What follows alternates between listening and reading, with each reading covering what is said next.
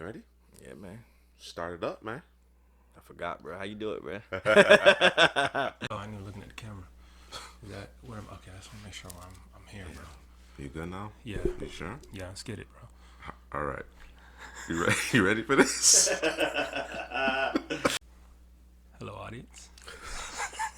CouchPotatoGM.com is a website. Couch Potato General Manager is the YouTube channel. Please like, show some love, comment. We'll reply back to you. Subscribe so you can get those notifications, all that, man. Today we're going to talk about the Carolina Panthers, talk about the trade for Sam Darnold, talk about what they should do in the draft.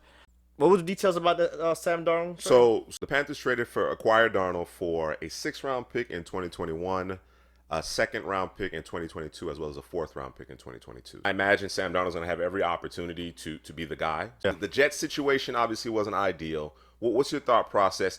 I think there are a lot of pundits out there who feel like Sam Darnold would be very high among the quarterbacks in this class. Yeah. So what do you think? Yeah, I think Trevor Lawrence, Zach Wilson, I think a lot of people put Sam Darnold slotted in at the number 3 quarterback if he was in this draft class.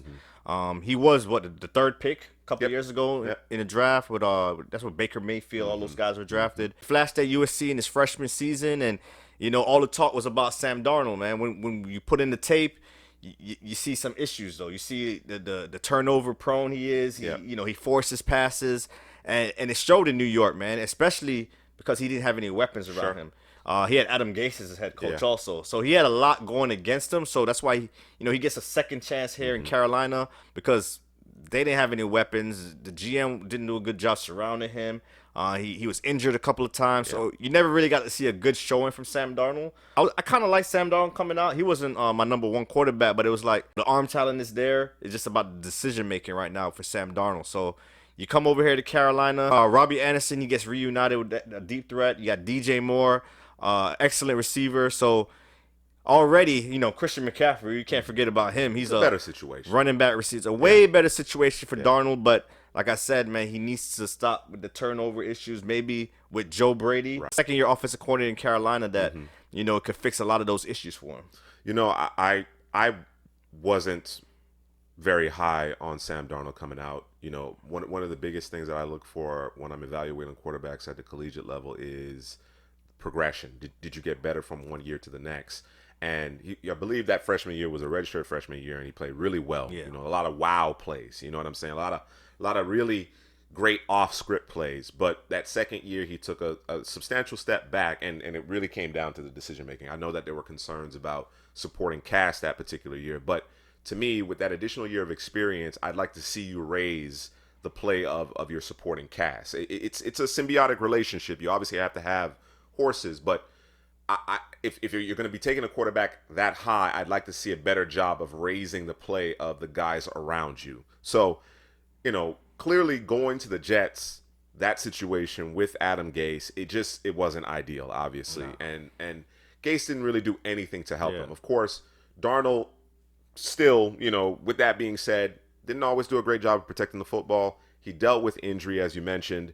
So, to your point, we haven't gotten a clean look at him. Even the offensive line. The offensive line was terrible also. We didn't touch on that. No, it was bad all around. It was bad all around, and of course, there were some flashes in there. It still remains. It still remains to be seen whether or not he will protect the football. But without question, better situation in Carolina. I think one of the main things that you mentioned was Joe Brady. I think having Joe Brady makes a huge difference for a young quarterback, right? To kind of get him on the right track, put him in a position to be successful. And that just wasn't the case in New York. So as we kind of pivot towards the draft and now the flexibility that the Panthers have in this particular class, because we do believe this is going to be a quarterback-heavy draft, particularly early in the draft, right? There could be as many as 5 quarterbacks taken within the first 10 to 15 picks. That's kind of where things are kind of working themselves out based on the tea leaves. Mm-hmm. So the Panthers are selecting at 8. Let's assume the first 3 picks. The draft doesn't start until Atlanta's on the clock, right? At the 4th overall pick. They too could go quarterback because apparently the GM is interested in going quarterback.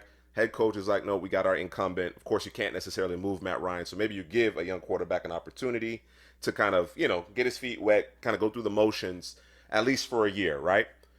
At any rate, assuming Atlanta's on the board, okay, and assume that they remain in that position, and of course they don't select the quarterback.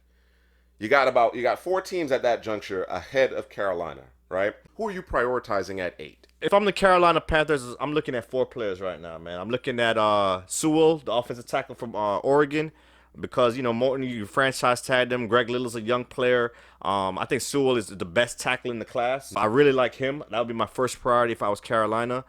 Secondly, I'm looking at that tight end from Florida, Kyle Pitts. Yep. Ian Thomas hasn't really panned out. Greg Olson's no longer there, so give Sam Darnold another weapon. Sure. And speaking of weapons, the other 2 priorities I think is the receivers. Yeah. You got Devontae Smith from Alabama and Jamar Chase, so you could get Brady. He used to be with LSU. Yep. He's very familiar with Jamar Chase, so that's an option as well. So those 4 guys, offensive tackle, wide receivers, tight end, man. That's how I prioritize it if I was Carolina. So again, of course, because of where the Panthers are selecting, there is a chance that those 4 players are off the board by the time they get to 8. They would narrowly miss out on one of those 4 players. What would you do at that juncture? Are you still best player available at that juncture, or are you going to trade out, see if you can get some additional draft capital? Yeah, I think I might trade out right there. Okay. I think what they've been doing in the draft last season when they drafted all defensive players. They added AJ Boye, they added Hassan Reddick, Denzel Perriman. You're adding to your defense, man. So I think offensively is where they should go. Help Sam Darnold out, and he needs a tackle. He needs somebody to protect him, and he needs some more weapons. So at 8, I'll probably trade down, and maybe you get a Jalen Waddle later. You get your second tackle on your board. So there's some options there if you trade down.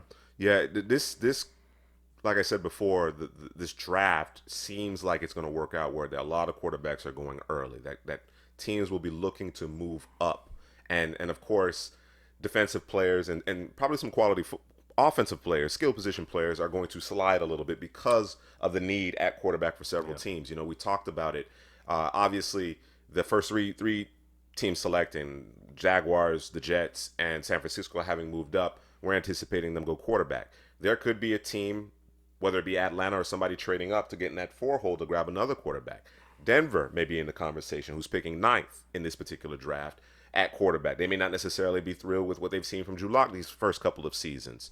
New England has a need. Washington has a need. The Bears have a need. So there will be opportunities, assuming one of those 4 players, Sewell, Chase, Smith, or Pitts, aren't available, and Carolina themselves are comfortable with their quarterback room, where they can trade out, get good value, and add a starter or 2 with that additional draft capital, especially since you've given up a little bit, not a ton, but you've given up a little bit from 2022 in order to acquire Darnold. Carolina's in a really good spot. They're in a bit of a position of power, and it's nice being able to go into a draft and just say, you know what, we're going to take the best player available. Yeah, that's exactly what you want to do, right? Yeah. Yeah, man. Panthers fans, man, like CPGM Juice says, you guys have been killing it the last couple seasons. You built your defense. You brought in your quarterback. You need to put some weapons around and protect him, man. And this could be a playoff team at this season, because Christian McCaffrey is back. Yep. So definitely on the right track, man. Let us know what you think about the Panthers, what they should do in the draft. Do you like the Sam Darnold signing, man? Comment below, man. Let us know. CouchPotatoGM.com.